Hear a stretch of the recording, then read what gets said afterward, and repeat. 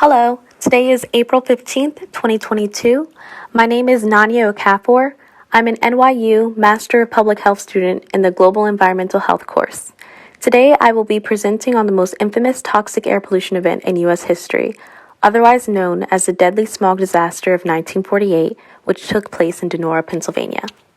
I will begin by introducing the purpose and objectives of this presentation, followed by a brief table of contents, and finally, graphs and analysis.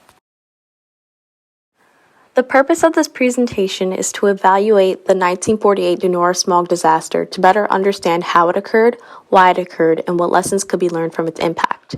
My objective is to assess the policy changes that arose following this event. The following items listed in this table of contents will support the purpose and objectives of my presentation. The items are the background of Donora, Pennsylvania, a timeline of the deadly smog disaster of 1948, an analysis of the human and environmental impact, a summary including outcome and policy changes, and a reference page which includes the articles I gathered to support my research for this presentation. Donora, Pennsylvania started as a small farming community located 30 miles south of Pittsburgh. It's nestled in a valley surrounded by hills, open land, and close to the Monongahela River. The town was a perfect setting for factories, manufacturing facilities, and raw materials transport, so it became that. In 1902, Carnegie Steel installed a facility with over a dozen furnaces. By 1908, Donora had the largest volume of railroad freight traffic in the area. In 1915, zinc works opened. The town became a job seeker's paradise due to its two mills, steel and zinc, and that employed nearly half of the area's residents, or 6,500 workers. Here's a map showing the residences of 18 fatal cases in Donora during the 1948 Donora smog.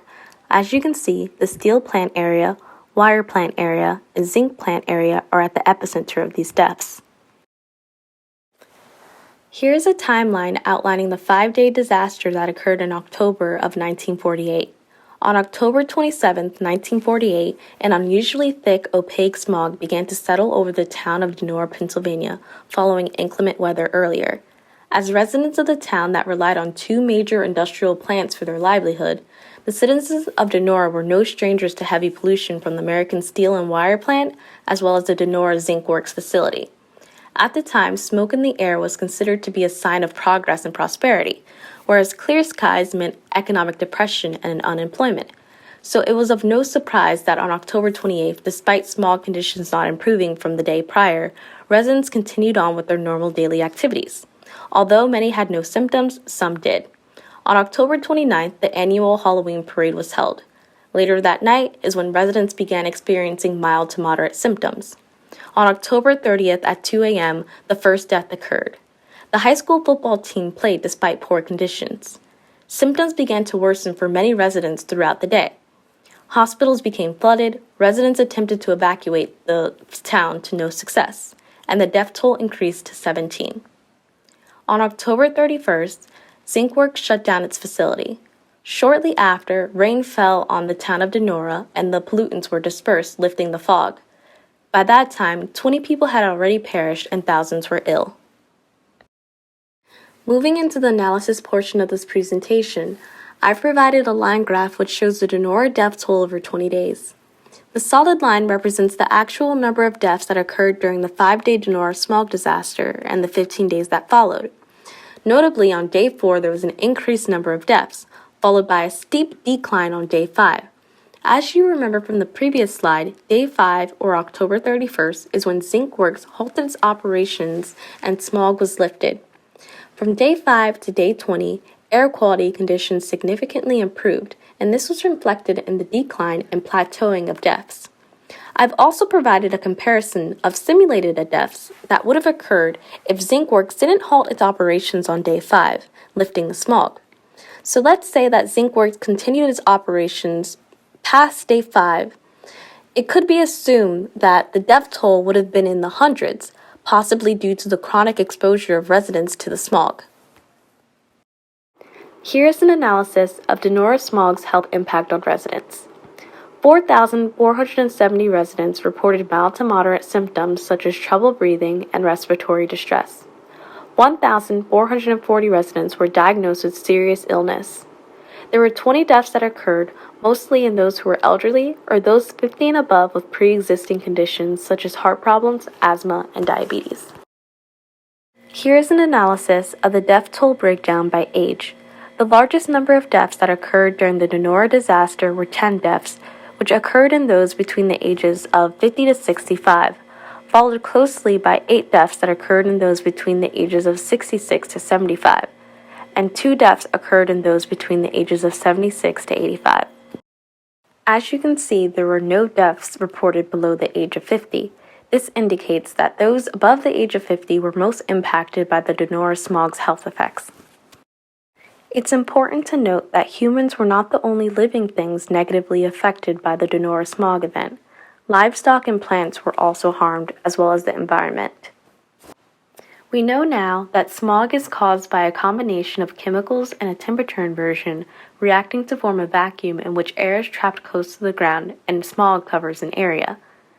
In the Donora smog event of 1948, effluent from the zinc facility containing substantial amounts of fluoride, followed by inclement weather earlier, formed a temperature inversion that trapped the effluent over the town and devastated the community as well as the environment.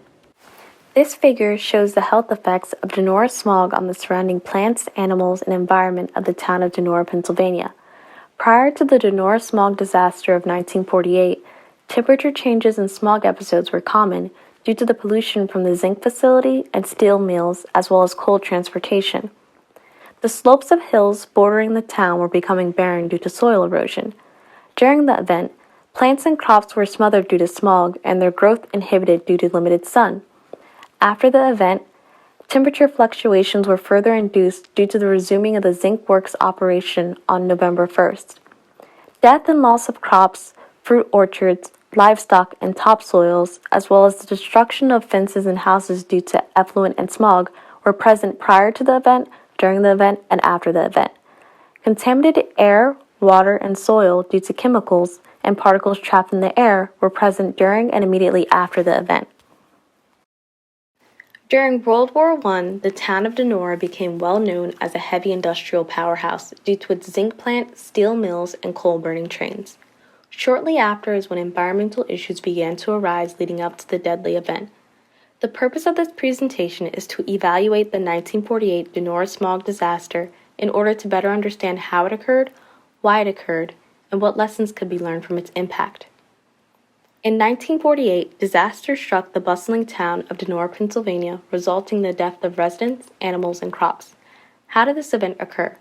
The cause of the disaster was a lethal combination of effluent from the zinc smelter, steel mills, and coal-burning trains, along with a temperature inversion, trapping these chemicals in the air and smothering the town in a thick smog. The death toll reached 20 and included mostly elderly residents or those with pre-existing health issues above the age of 50.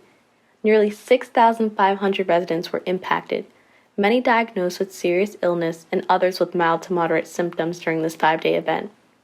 Why did this event occur? Despite the fog being lifted on day 5, the major contributors to this air pollution event continued operations the next day on day 6. The major contributors were Zinc Works and its powerful parent company, American Steel and Wire. Further investigations and legal suits were needed to eventually shut down Zinc Works in 1957. What changes occurred following the Donora smog disaster of 1948? Following the disaster, the Air Pollution Control Act of 1955 was created. In 1970, the Clean Air Act was enacted, which authorized the development of federal and state regulations to limit emissions from industrial mobile sources. Also in 1970, the EPA was created. All of these changes were an attempt to prevent events like this from happening in the future. What lessons could be learned from the 1948 disaster that occurred in Donora, Pennsylvania? We know that a few Donora residents were fearful of losing their industrial jobs and therefore downplayed or remained silent about the linkage between effluent from the zinc smelter and smog until it became a deadly disaster. It's important to note, if you ever see an environmental event or pollution happening in your area, speak up. The issue could be an immediate threat to human health over time. You can report environmental event issues to the National Response Center at 1-800-424-8888 8802 or on the U.S. EPA website. You may find the sources I used to gather my research for this presentation on this reference page. Thank you for listening.